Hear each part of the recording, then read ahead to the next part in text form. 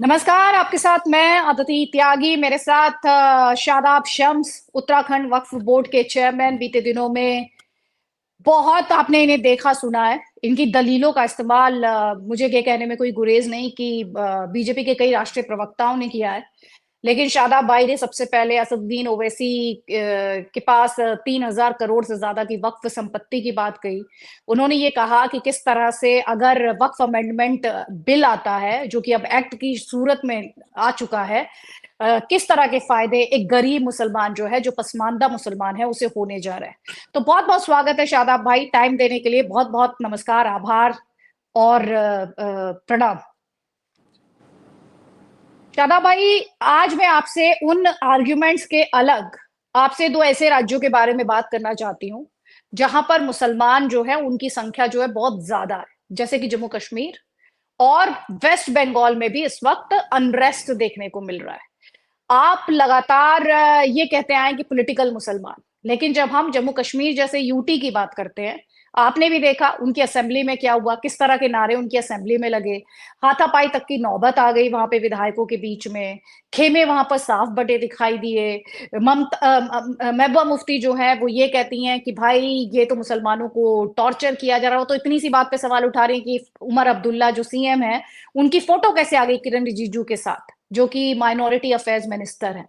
तो इस लेवल की सियासत जहां पर हो रही है, आप क्या कहेंगे जम्मू कश्मीर के मुसलमान से? मैं आपसे खुल के पूछती हूँ। नहीं, जम्मू कश्मीर के मुसलमान मुझे लगता है कि बहुत पॉजिटिव वे में राष्ट्रवादी विचारधारा के साथ जुड़े हैं। उसके लिए मैं उन्हें बधाई देता हूँ। वो जम्मू कश्मीर जो कहीं ना कहीं बदनाम हो गया था, जहाँ एंटी नेशनल एक्टिविटीज होने लगी थी बहुत ज्यादा, कहीं ना कहीं उन लोगों ने अपने आप में एक बड़ा बदलाव किया है। और मैं इसके लिए देश की सेना को, देश के यशस्वी प्रधानमंत्री को, गृह मंत्री को और तमाम एडमिनिस्ट्रेटर्स जितने भी वहां पे हैं, सब लोगों को बधाई दूंगा कि अब बड़ा बदलाव कश्मीर के अंदर आया है और पूरे देश के अंदर अब कश्मीरी नजर आ रहे हैं। पूरे कश्मीर पूरे देश का और कश्मीरी भी पूरे देश के। तो मुझे लगता है कि अब कहीं दिक्कत नहीं है। थोड़ा सा जो ग्राउंड जीरो है, ग्राउंड जीरो पे मैं ये कह सकता हूँ कि जो आम आदमी है, मैं खुद कश्मीर जब गया था तो मैंने लोकल लोगों से, मैंने अपनी पहचान के बगैर मैं वहां घूमा हूँ और मैंने लोकल लोगों से बात किया। वो देश के यशस्वी प्रधानमंत्री की तारीफ करते हुए नजर आए, बिना ये बताए कि मैं भी कहीं ताल्लुक रखता हूं। मैंने इस बात का जिक्र नहीं किया, लेकिन मैंने जो मुझे एक आम आदमी को टटोलने का मौका मिला, तो मैं ये जान पाया हूं कि आम आदमी खुद उस जो कुछ पार्टियों का आतंक था वहां, उससे वो उस प्रदूषण से प्रदूषित था और वो खुद आजिज आ चुका था उनकी परेशानियों से। और मैं कह सकता हूं कि आज कश्मीर का मुसलमान बहुत पॉजिटिव वे में काम कर रहा है। अगर कोई थोड़ी बहुत दिक्कत होगी तो वो लीडरशिप में हो सकती है। पॉलिटिकल लीडर्स हैं, वो कई बार अपने फायदे और नुकसान के हिसाब से चलते हैं। राजनीति सियासत के खेल अजीब होते हैं। तो इसलिए मैं ये कह सकता हूं कि उससे वहां के लीडर्स से वहां की आवाम को न तोला जाए। हम्म। लेकिन वहां पे वक्फ एक्ट को लेकर जो गुस्सा है, जो नाराजगी है, वो कह रहे हैं कि भाई वक्फ बोर्ड में आपको नॉन मुस्लिम क्यों चाहिए।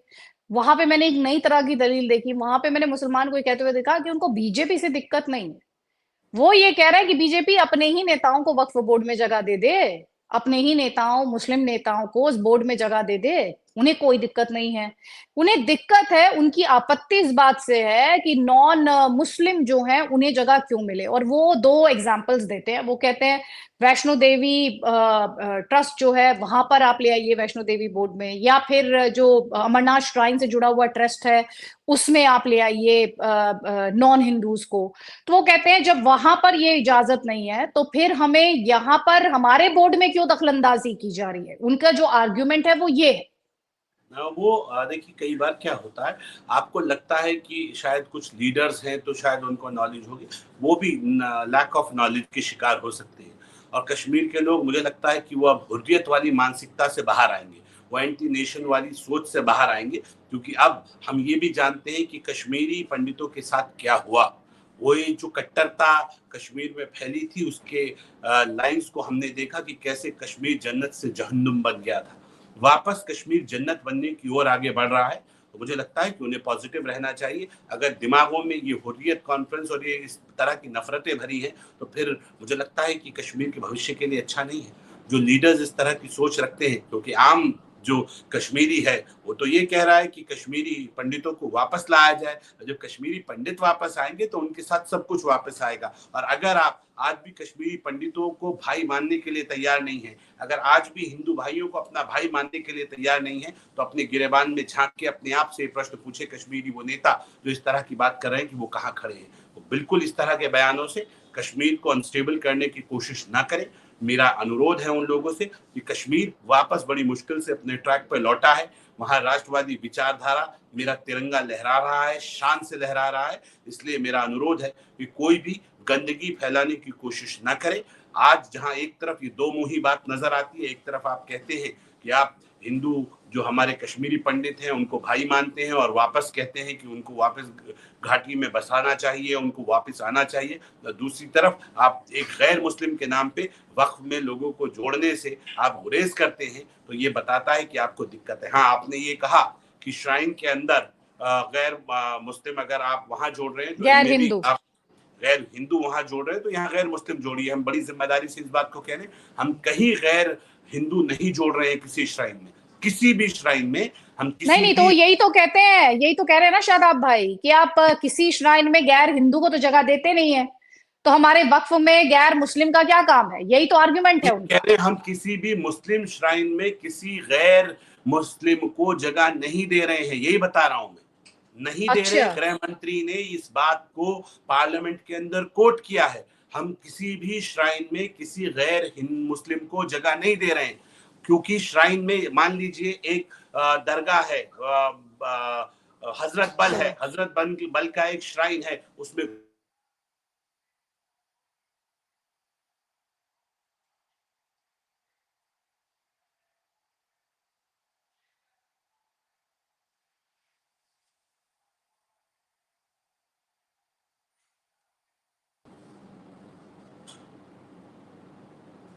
शादाब भाई आपकी आवाज बीच में चली गई थी, तो आप जी जो जी। बता रहे थे कि हम किसी मुस्लिम श्राइन में भी किसी नॉन मुस्लिम को जगह नहीं देने वाले हैं, अगर आप उसी बिंदु को और हाईलाइट कर पाए, क्योंकि आपकी बातों से अब मुझे लग रहा है कि बहुत ज्यादा दुष्प्रचार हो गया है। जी, हम किसी भी मुस्लिम श्राइन में किसी गैर मुस्लिम को नहीं रखने जा रहे हैं। हम किसी जो उनके प्रश्न हैं कि जिस प्रकार वहां पर माँ वैष्णो देवी का मंदिर है कि उस श्राइन में आप हम्म। किसी मुसलमान को रखेंगे, अगर आप कहीं किसी गैर मुस्लिम को रख रहे हैं, बिल्कुल ऐसा नहीं हो रहा है। न वैष्णो देवी में श्राइन में कोई मुसलमान आएगा, न हजरत बल में कोई हिंदू आएगा, बिल्कुल नहीं। इस तरह का दुष्प्रचार ये विपक्ष द्वारा किया जा रहा है। कहीं से कहीं तक किसी भी जामा मस्जिद हो, कोई मस्जिद हो, कोई मदारिस हो, कोई खानका हो, कहीं भी गैर मुस्लिम कोई भी व्यक्ति नहीं रखा जाना है। जो दो व्यक्तियों की बात हुई है जिनको रखा जाएगा, जिसे सेंट्रल वक्फ काउंसिल होती है CWC, जिसके चेयरमैन केंद्रीय मंत्री होते हैं, जैसे हमारे यहाँ किरण रिजिजू है, तो वहां दो लोग जो 10 मुसलमान हैं, दो और हैं, दो महिलाएं हैं, दो पसमानदा हैं, उस तरह से दो लोग गैर मुस्लिम भी होंगे कि मैनेजमेंट को बेहतर किया जा सके। क्योंकि केंद्रीय मंत्री भी तो कौन से मुसलमान है, वो भी तो गैर मुस्लिम है। तो हिंदू मुस्लिम नहीं होता है जब मैनेजमेंट का मैटर होता है। इसी तरह से जो स्टेट की बॉडी बनती है उसमें क्योंकि सेंट्रल गवर्नमेंट से फंड्स आने हैं, वहाँ हिसाब किताब होना है, वहाँ CEO कोई IAS अधिकारी होना है, तो उसके लिए भी कि वहाँ पे भी दो गैर मुस्लिम वहाँ रखे जाने, वो मैनेजमेंट कमेटीज है, किसी श्राइन में नहीं रखे जाने। ये जो कंफ्यूजन हो रहा है बहुत बड़ा कि किसी मदरसा में, किसी मस्जिद में, किसी खानका में, किसी हजरत बल में, किसी पीरान कलियर में कहीं रखा जाएगा, इस तरह से कहीं नहीं रखे जाने वाला है। प्योरली जहां मुसलमान की इबादत का मैटर है वहां केवल और केवल मुसलमान रहेंगे, जहां हिंदुओं की इबादत का है वहां केवल और केवल हिंदू रहेंगे। ये मैनेजमेंट का विषय है, ये किसी के मजहब से खिलवाड़ का कोई विषय नहीं है। मेरे गृह मंत्री ने बहुत ईमानदारी से चीजों को साफ किया है, माननीय अल्पसंख्यक कल्याण मंत्री ने बहुत ईमानदारी से चीजों को साफ किया है। तो मेरा निवेदन है कि जो गुमराह हो गए हैं उन्हें सरे राह लाना है और बहुत खूबसूरत भारत बनाना है। ये तो आपने बहुत इंपॉर्टेंट बिंदु हाईलाइट किया है, क्योंकि ये इस पर तो काफी दुष्प्रचार हम लगातार देख रहे हैं कि भाई वो सीधा वही जो मैंने भी आर्गुमेंट आपको दिया कि जम्मू कश्मीर में बहुत सुनने और देखने को मिल रहा है। वेस्ट बंगाल में भी ममता बनर्जी जो है वो ये कह रही है कि सारे मुसलमानों को एकजुट रहना चाहिए और वो अपने यहाँ वक्फ अमेंडमेंट एक्ट को लागू नहीं होने देंगी। और वहां पर लगातार शादाब भाई अनरेस्ट की जो खबरें हैं, वहां पर जो एक तरह की एजिटेशन है उससे जुड़ी हुई जो खबरें हैं, ये जो सब देखने सुनने को मिल रहा है, उस पर शादाब भाई आप क्या कहेंगे? देखिए, मैं फिर इस बात को कह रहा हूँ कि ये पॉलिटिकल लड़ाई लड़ी जा रही है और पॉलिटिकल लड़ाई भी बहुत कमजोरी से लोग लड़ रहे हैं। उनमें इतना भी दम नहीं है कि वो अपनी लड़ाई को, मैं तो बहुत ईमानदारी से इस बात को कहता हूँ कि चलो, लोकतंत्र है, लोकतंत्र में पॉलिटिकल पार्टियां जिस समुदाय का वोट लेती हैं, जिस समुदाय के वोट बैंक के ऊपर राजनीति करती हैं, उसके दम पे आगे आना चाहिए। तो मैं तो ये कह रहा हूँ कि आखिर ऐसा क्या हो रहा है कि समाजवादी पार्टी अपने कार्यकर्ताओं को गोल टोपी पहना के आगे कर रही है। मैंने पहले ही बोला था कि ये पॉलिटिकल मुसलमान है, ये खाली मुसलमान नहीं है। और इसलिए समाजवादी पार्टी अपने कार्यकर्ताओं को कह रही है गोल टोपी पहनो और जाओ और विरोध करो। कांग्रेस कह रही है गोल टोपी पहनो, इस्लामी टोपी, और जाओ विरोध करो। यही आरजेडी कर रहा है, यही बाकी दल कर रहे हैं, यही ममता दीदी कर रही है, यही आम आदमी पार्टी कर रही है। तो हम ये कह रहे हैं कि भाई ये अलग अलग टोपियां क्यों गोल टोपियों पे आ रही हैं? भाई जो लाल टोपी वाला है वो लाल टोपी के साथ आए, सपा की लाल टोपी है, वो अपनी पार्टी के बैनर पे कहते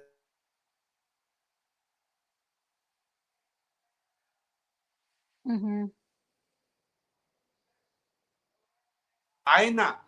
कांग्रेस पार्टी लाल वो सफेद गांधीवादी टोपी के साथ मैदान में आए ना, आरजेडी अपनी हरी टोपी के साथ मैदान में आए ना, आम आदमी पार्टी अपनी सफेद टोपी के साथ मैदान में। ये अलग अलग रंगों की टोपियों को सिर्फ इस्लाम की गोल टोपी का सहारा क्यों लेना पड़ रहा है? क्यों इतने बुजदिल बन के पीछे से खड़े होके सॉफ्ट हिंदुत्व पे खेलते हो और सामने आके बताते हो कि नहीं हम तो मुसलमान है, मुसलमानों की बात करते हैं? तो ये डबल स्टैंडर्ड नहीं चलेगा। तय करने दो ना देश को, आप जिधर हो उधर खुल के रहो, इतने कमजोर क्यों बनते हो? हम तो ये कह रहे हैं ममता दीदी आए कहें कि लो मैं आ गई हूं, मैं लीड करूंगी आंदोलन को, अपने झंडे, अपने बैनर, अपने पोस्टर लेके आए। क्यों गोल टोपी का सहारा ममता दीदी को लेना पड़ रहा है? क्यों रेल रोकने के लिए ममता दीदी अपने कार्यकर्ताओं को सफेद टोपी पहना के भेज रही है? हम सिर्फ इतना कह रहे हैं, लोकतंत्र में अधिकार है विरोध का, तो अपनी पॉलिटिकल पार्टी पे विरोध कीजिए ना, खुल के सामने आइए। ये गोल टोपी का सहारा लेके कमजोरी किस बात की? क्यों आप ऐसा ना हो कहीं ना खुदा ही मिले ना विसाले सनम, ना इधर के रहे ना उधर के रहे। क्लियर हो जाइए, कॉन्सेप्ट क्लियर कर लीजिए। मुझे लग रहा है कि बहुत कंफ्यूज हैं जो ये तथाकथित सेकुलर पार्टियां हैं, ना तो ये मुसलमान का साथ ही दे पा रही है, मुसलमान इस बात को भी देख रहा है कि हमारे लिए कोई आवाज नहीं उठ रही है, हमारे लिए कोई साथ नहीं दे रहा है। ये पीछे से टोपी पिना पिना के गोल गोल टोपी जो उड़ाई जा रही हैं, ये सब देख रहा है कि टोपी वाला खेल जो चल रहा है, सारे टोपीबाज पीछे छुपे बैठे हैं। और हम ये कह रहे हैं कि जब आप अपनी पॉलिटिकल पार्टी के दम पे विरोध करें तो आगे आइए। जब दूसरों के, गरीबों के, मुसलमान बच्चों को आप फ्रंट फुट पे खिलाते हैं कि आप टोपी पहन के आगे आइए, मैं दम मानूंगा अखिलेश यादव जी, आप अपने बच्चों को अपनी लाल टोपी पहना के ग्राउंड जीरो पे उतारिए और फिर कहिए कि अब देश जलेगा। तब दिखाइए ईमानदारी। राहुल गांधी, प्रियंका गांधी अपने बच्चों को कहें कि आइए हम अपने बच्चों को लेके आ रहे हैं अपने झंडे और डंडे के साथ और हमारे बच्चे लीड करेंगे। तो पता चलता है कि दूसरे का बच्चा मरता है तो कितनी तकलीफ होती है। ये दूसरों के बच्चों की लाशों पे राजनीति करना बंद कर दे। मुसलमान जागरूक हो गया है, वो देख रहा है आप कौन से शैतानियां आप कर रहे हैं। गरीब मुसलमान का सहारा लेकर सत्ता का रास्ता तलाशना चाहते हैं। अब मुसलमान भी जागरूक हो रहा है, वो समझदार हो रहा है, वो आपके षड्यंत्रों को भाप रहा है। और मैं लिख के दे रहा हूं, जितना मैं भी उस कम्युनिटी से आता हूं, अब वो आपके बरगलाने में आने वाला नहीं है, वो नहीं आएगा। कितनी भी आवाज लगा दे, अब वो आपके बहकावे में आने वाला नहीं है। वो ये जान गया है कि आपने उसे हमेशा चीट किया है, आप केवल और केवल उसको धोखा दे रहे हैं। आप उसकी आवाज को, उसे गुमराह कर उकसा कर लड़ाना चाहते हैं, उसके सहारे आप देश जलाना चाहते हैं, सत्ता तक पहुंचने का रास्ता तलाशते हैं। मुझे उम्मीद है कि वो आपके बहकावे में नहीं आएगा और आपका चेक एंड मेट इस बार होना तय है। हम आपको कह रहे हैं अपने संगठन के बैनर पे आइए, अगर दम है तो अपने बैनर और अपनी टोपी पे आइए, गोल टोपी का सहारा लेना बंद कर दीजिए। शादाब भाई, आपने हमेशा मुझसे एक बात कही है कि जो गरीब मुसलमान है वो चाहता है कि ये एक्ट बने। जब वो बिल था तब आप कहते थे कि ये एक्ट बने, लेकिन हम ये भी तो देख रहे हैं ना, जिस गरीब मुसलमान की आप बात कर रहे हैं वो इस तरह से खुलकर सामने नहीं आ रहा है। वो कहीं ना कहीं जो एक हायरार्की जो मुसलमानों में भी होती है, आपके यहाँ भी जिस तरह से अलग अलग मुझे कहना चाहिए अलग मस्जिदें हैं, अलग कब्रिस्तान हैं, ये सब डिविजन्स हैं, लेकिन कुल मिलाकर वो जो गरीब पसमानदा मुसलमान है वो भी तो सामने नहीं आ रहा ना, चाहे वो मुसलमान के प्रभाव में सामने नहीं आ रहा है, या वो इनके डर में सामने नहीं आ रहा है, इनके खौफ में सामने नहीं आ रहा है। क्योंकि मैंने कुछ ऐसे मुसलमानों से बात की है, ये सच है कि पसमानदा मुसलमान जो है, जो गरीब मुसलमान है, वो खुश है, लेकिन उसे अपनी बात कहने से डर लगता है, क्योंकि उसे लगता है ये जो मुसलमान है इसका वर्चस्व है, ये उसके लिए प्रॉब्लम क्रिएट कर सकता है, ये उसकी जिंदगी नरक बना सकता है। तो इसका क्या जवाब है? देखिए, जो कमजोर होता है ना, वो थोड़ा सा देर से खड़ा होता है। मैं भी तो कमजोर हूँ, मैं भी तो पसमानदा हूँ। आज मैं बोल पा रहा हूँ इसलिए कि मुझे साथ मिल रहा है, और गरीब मुसलमान ये देख रहा है कि आज पसमानदाओं को सरकार साथ दे रही है, वो खड़ी हो रही है कि नहीं, आपको कोई नहीं दबाएगा, आपको कोई नहीं मारेगा, आप हिम्मत तो कीजिए, आप आगे तो आइए। और मैं ये कह सकता हूँ कि जो ईमानदारी से हिम्मत करेगा, आप देखेंगे अभी बदलाव की बयार शुरू हो गई है, लगातार फोन आ रहे हैं। मैं ये कह रहा हूँ कि जहां जहां मेरे पुतले दहन हुए, मुझे कॉल आ रहे हैं कि आप वहीं से आइएगा, वहीं आपका स्वागत करेंगे जहां आपके पुतले दहन हुए। और वो गरीब मुसलमान कह रहा है, वो कमजोर मुसलमान कह रहा है, तो मुझे तो लग रहा है कि ये मुसलमान जाग रहा है। अगर ऐसा होता है, हम अपनी जिंदगी का रिस्क लेके बिल्कुल वहां जाएंगे, और मैं ये मानता हूं कि अगर ऐसा होता है तो ये नई क्रांति होगी, ये बहुत बड़ी बात हो जाएगी कि मुसलमान जहां एक तरफ पुतले दहन कर रहे हैं, वहीं दूसरी तरफ मुसलमान जयकारा भी लगा रहे हैं, मोदी की जिंदाबाद भी कर रहे हैं, और वहीं लोग खड़े होकर कहेंगे कि हम पसमानदा हैं और ईमानदारी से हमारे लिए जो बिल आया है हम इसकी तायद करते हैं, हम इसके साथ खड़े हैं। ये वक्त बहुत करीब है, आपको जल्द ही एक बड़ा बदलाव यहाँ दिखाई देगा, ऐसा मेरा मानना है। आपने देखिए, अच्छा हुआ आपने अपना जिक्र किया, क्योंकि मेरे दिमाग से तो ये बात निकल गई थी। आपको खुद कितनी धमकियां मिली है, कोई आपको कोई खुद बात नहीं। आपके पुतले दहन हुए हैं, आपको भी खुद डराने धमकाने की कितनी कोशिश की गई है। तो ऐसे में, एक ऐसे माहौल के बीच, हम एक गरीब मुसलमान से ये एक्सपेक्ट कर रहे हैं कि वो सामने आके बोलेगा। चुनौती, जब आप खुद ही बताइए ना, आपको किस तरह की धमकियां मिली, बताइए जरा सा उन धमकियों के बारे में, क्या क्या आपको नहीं, कहा गया? कोई बात नहीं। हम ये कह रहे हैं ना कि वो कह रहे हैं कि शरीयत अब तक तो हो चुका होता काम, अगर शरीयत लागू हो, यहाँ फॉलो कर रहे होते हम, तो वो दे रहे हैं जो उनके बस का है, वो सब कुछ कह रहे हैं। मेरा तो फेसबुक, ट्विटर, सारे जो वीडियोस पड़े हैं, सब पे यही चल रहा है। लेकिन मैं ये कह रहा हूँ वो मेरे अपने हैं। मैं ये कह रहा हूँ अगर मुझे मारना चाहते हैं, मुझे जलाना चाहते हैं, मैं तो खुद आ जाऊंगा, जला दो। मेरे मारने से अगर आपको आपका हक मिलता हो तो मार दो, मुझे कोई दिक्कत नहीं ना। अगर गरीबों को उनका हक मिलता हो, हमें मारने से उन्हें तसल्ली मिलती हो, तो मेरे तो अपने हैं। मैं तो कह रहा हूँ मैं तो उनके लिए मरने के लिए भी तैयार हूँ, कोई दिक्कत नहीं है, अपने ही तो हैं। और इसीलिए मैंने ये भी तय किया है, मैं कोई कंप्लेन भी नहीं करूंगा, और मुझे कोई सिक्योरिटी भी नहीं चाहिए, ईमानदारी से नहीं चाहिए। मैं तो ये कह रहा हूँ मैं जो हूँ, जैसा हूँ वैसा उनके बीच में जाऊंगा। अगर जिनके लिए हम लड़ाई लड़ रहे हैं वो ही उसमें साथ नहीं देंगे हमारे, तो फिर हम किसके लिए लड़ाई लड़ रहे हैं, तो हमारे लिए भी सवाल खड़ा हो जाएगा। तो इसलिए मेरा मानना है कि उनके बीच में जाएंगे, अगर उन्हें मारना है तो वो मारे, उन्हें जिलाना है तो वो जिलाएं, उन्हें जो करना हो हम उनके, वो हमारे। उनको सरे राह लाना है, वो बुरे नहीं है, उनको बुरा बनाया जा रहा है। पीछे से जो लोग उनके खड़े हैं, जो उन्हें उकसा रहे हैं, जो उन्हें गलत डायरेक्शन दे रहे हैं, जो उन्हें कह रहे हैं तुम्हारी मस्जिदें छीन ली जाएंगी, तुम्हारे मदारिस छीन लिए जाएंगे, तुम्हारे कब्रिस्तान छीन लिए जाएंगे, वो इसलिए गुस्से में है, इसलिए वो नफरत कर रहे हैं। उनको लगता है कि उनका आदमी भी दूसरों की भाषा बोल रहा है। लेकिन सच्चाई ये है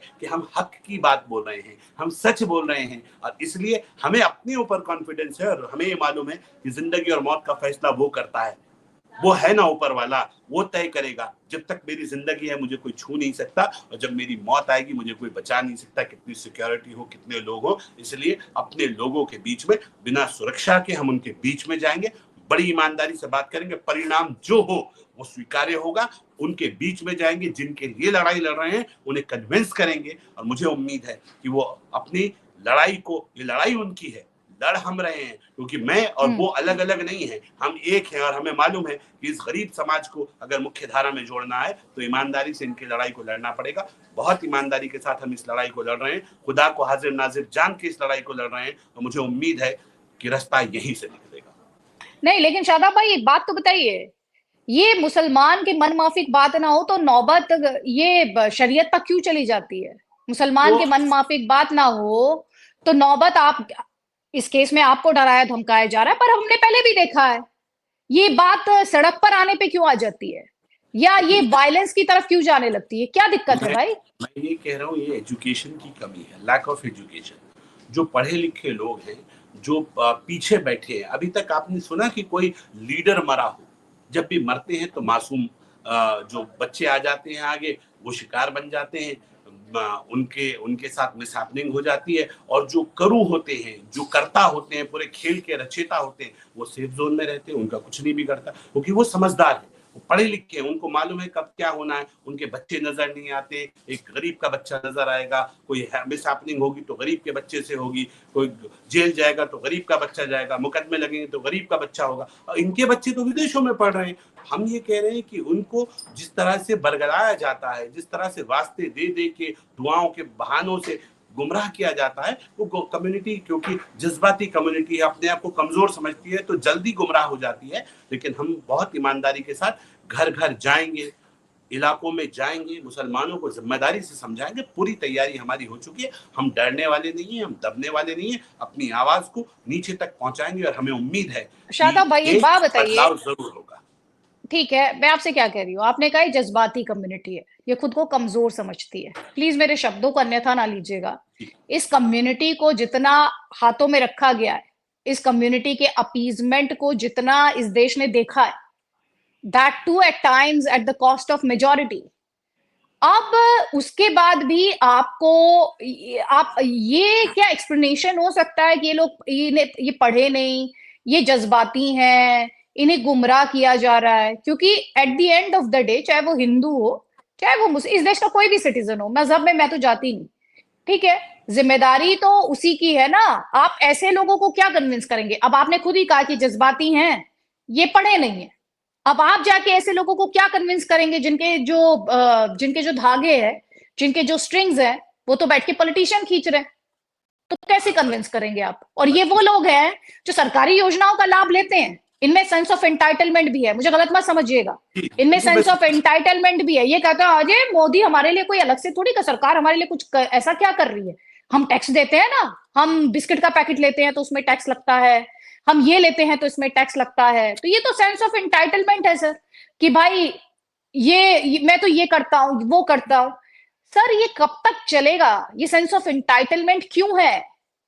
देखिए अदिति, मैं फिर इस बात को कह रहा हूँ, मैं आपकी कुछ बातों से सहमत हूँ।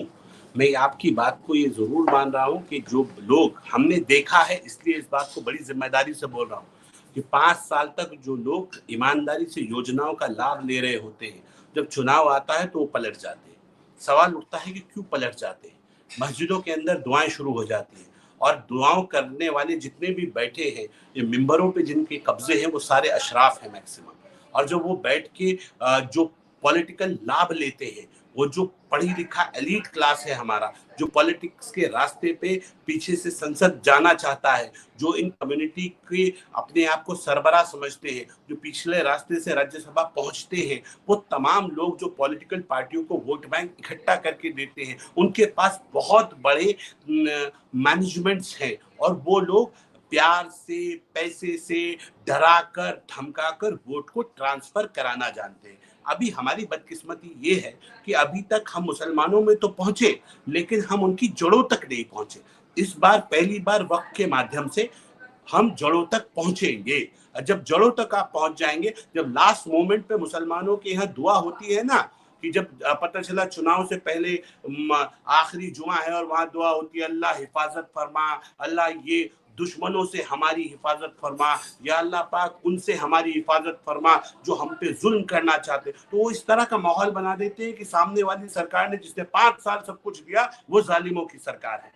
वो कहीं से कहीं तक तार जोड़ते हैं और बाद में माहौल बना देते हैं सरकारों के खिलाफ। वो केवल केवल ये बात को बताने की कोशिश में लग जाते हैं कि ये पॉलिटिकल मुसलमान है, कि वो उसको ऐसे माहौल बना देते हैं कि जब हमारा मानना है एज अ मुस्लिम कि जब हम मरते हैं तो हमसे सवाल होता है, मन रब्बू का, तुम्हारा रब कौन है, मन दीनू का, तुम्हारा दीन क्या है। लेकिन इस आज के जो हालात है, इसमें जब चुनाव आते हैं तो इस तरह के हालात बना देते हैं कि पहला सवाल कब्र में पहुंचते ही मुनकिर नकीर करेंगे, मन दल्लू का, बता तेरा दल कौन सा है, कौन सी पार्टी से आया, उस पर तेरी सजा के सवाल और जवाब तेरे तय होंगे। तो ये जो खौफ का माहौल बना रखा है, जो डर का खेल चल रहा है, इसको मुसलमान नेक्सस टूट नहीं नहीं पाया, अभी टूटेगा, हमें दिख रहा है टूटता हुआ ये तिलिस्म दिख रहा है, इसलिए मैं कॉन्फिडेंट हूँ कि मैं बहुत बारीकी से मैं खुद मुसलमान हूँ, इसलिए मैं जिम्मेदारी से कह रहा हूँ कि ये जो नेक्सस है ये टूट रहा है, सही और गलत का फैसला हो रहा है। अब मुस्लिम धर्मगुरु, मुस्लिम उलेमाए हक जो हमारे सरों के ताज हैं, अब वो भी आ गए हैं आगे। उनके भी मैं 2-1 उलेमाओं के मैंने स्टेटमेंट सुने, वो पॉजिटिव स्टेटमेंट दे रहे हैं इस वक्त के ऊपर, वो भी पॉजिटिव आ रहे हैं और उनको मानने वाले फॉलोवर्स भी अब देख रहे हैं कि नहीं ये भी सच बोल रहे हैं इसका मतलब, और ये भी ठीक बोल रहे हैं। लेकिन तो लेकिन लेकिन शादाब भाई, जो पॉजिटिव बोलता है उसको तो डिस्क्रेडिट करने लगते हैं ना, जो पॉजिटिव बोलने लगता है उसको डिस्क्रेडिट करने लगता है। जैसे आपको बोलेंगे बीजेपी का पिट्ठू है, उस उलेमा को बोलेंगे अरे इसको कौन पूछता है। आप समझ रहे हैं मैं क्या कह रही हूँ? मैंने क्या कहा, अभी तक एक मारता था और दूसरा गर्दन झुका लेता था, एक डांटता था और दूसरा सर झुका लेता था, एक ही पक्ष था अभी तक मुसलमानों में। ये पहली बार हो रहा है कि दूसरा पक्ष खड़ा हो रहा है, हम दूसरा पक्ष हैं, आज हम बोल पा रहे हैं आपके सामने। हम भी तो डरते थे, आज से पहले आपने हमारी आवाज सुनी क्या? हमें भी लगता था हम पे कुफ्र का फतवा न लग जाए, हमारी कोई गर्दन ना उतार दे, घर वाले रोने लगते थे कि भाई बच्चों का क्या होगा, आप तो इस तरह के बयान दे देते, कल को हमारा क्या होगा। तो डर खौफ का वातावरण आज भी है, लेकिन हम हिम्मत कर रहे हैं ना, आपके सामने खड़े हो रहे हैं ना, आपके चैनल पे बोल रहे हैं ना, इतना दम दिखा रहे हैं ना कि हम सच के साथ खड़े। तो शादाब शम्स के साथ साथ लोग खड़े हो रहे हैं, ये विचार खड़ा हो रहा है कि नहीं डर के कब तक रहोगे, कब तक सच का साथ नहीं दोगे। तो जब ये विचार खड़ा होता है तो ये समझ लीजिए वो समाज खड़ा हो रहा है जिसको आप पसमानदा कहते हैं, जिसे आप दबा कुचला वर्ग कहते हैं, जिसको हमेशा दबाया गया, जिसको कहा गया अगर आप बोलोगे तो आप ईमान से बाहर हो जाओगे, आपका हुक्का पानी गिरा दिया जाएगा, आपको बेदखल कर दिया जाएगा, आपको पूछा नहीं जाएगा बिरादरी में, आपका इंतकाल हो जाएगा तो आपके जनाजे में आपके परिवार के साथ कोई शामिल नहीं होगा, आप शादी करेंगे तो कोई आपके यहाँ नहीं आएगा, आपके लोग आपके रिश्तेदार आपके साथ नहीं आएंगे। इस तरह का टॉर्चर किया जाता था, उस टॉर्चर के बावजूद आज मुसलमान खड़ा हो रहा है, आज वो सच बोलने की कोशिश कर रहा है कि मेरी लड़ाई गरीबों के लिए है और हमें मालूम है हमारी लड़ाई किससे है। और मुझे उम्मीद है कि जब पॉजिटिव लड़ाई ऊपर वाले के सामने उसको हाजिर नाजिर जानकर जब आप लड़ते हैं तो फिर हालात सही होते हैं। मुझे लग रहा है कि वक्त आ गया है देश में बदलाव का, और ये एक बड़ी क्रांति के रूप में मुसलमानों में बहुत बड़ा रेवोल्यूशन होने जा रहा है। मैं ये कह रहा हूं जिस ताकत के साथ, कमजोर जरूर हैं हम, आज जरूरत है कि हिंदू भाई जो राष्ट्रवादी विचारधारा के हैं वो इन कमजोरों को साथ दें, वो पूरे इलाके में जहां उन्हें दिखे कि कमजोर मुसलमान आवाज उठा रहा है, मेरा निवेदन है सब लोगों से, राष्ट्रवादी विचारधारा के लोगों से, कि उन कमजोरों के पीछे खड़े होकर कहें कि तुम घबराना मत, हम तुम्हारे साथ हैं, तुम्हारे परिवार को कुछ नहीं होगा, हम तुम्हारे साथ हैं। तो मैं वादा कर रहा हूं आपसे, आप बड़े बदलाव आपको 2, 4, 10 दिन के अंदर दिखाई देने लग जाएंगे और ये लोग अपने आप बैकफुट पे आएंगे। मैं इसलिए कह रहा हूं कि आज इस कमजोर मुसलमान को राष्ट्रवादी मुसलमान के साथ की जरूरत है, इस पासमानदा को आज राष्ट्रवादी लोगों की जरूरत है। और अगर राष्ट्रवादी लोग ईमानदारी से इस पसमानदा के साथ खड़े हो गए तो मैं आपको ये वादा करता हूं कि आपको बहुत बड़ी गूंज, मैं आवाज नहीं कह रहा हूं, मैं कह रहा हूं बहुत बड़ी आवाज की गूंज आपको इस देश में सुनाई देगी और हमें फिर विश्वगुरु बनने से कोई रोक नहीं पड़ेगा। ये जहालत के ऊपर, इस टेरर के ऊपर एक बहुत बड़ा अटैक होगा, एक बहुत बड़े बदलाव की बयार आपको देखने के लिए मिलेगी, ऐसा मेरा मानना है।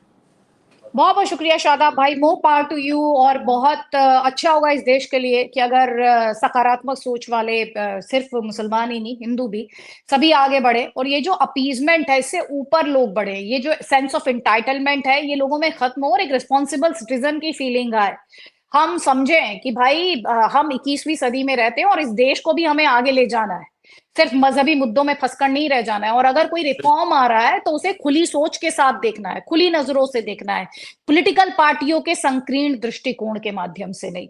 तो बहुत बहुत शुक्रिया शादाब भाई, more power to you, thank you so much, always a pleasure talking to you. नमस्कार, धन्यवाद।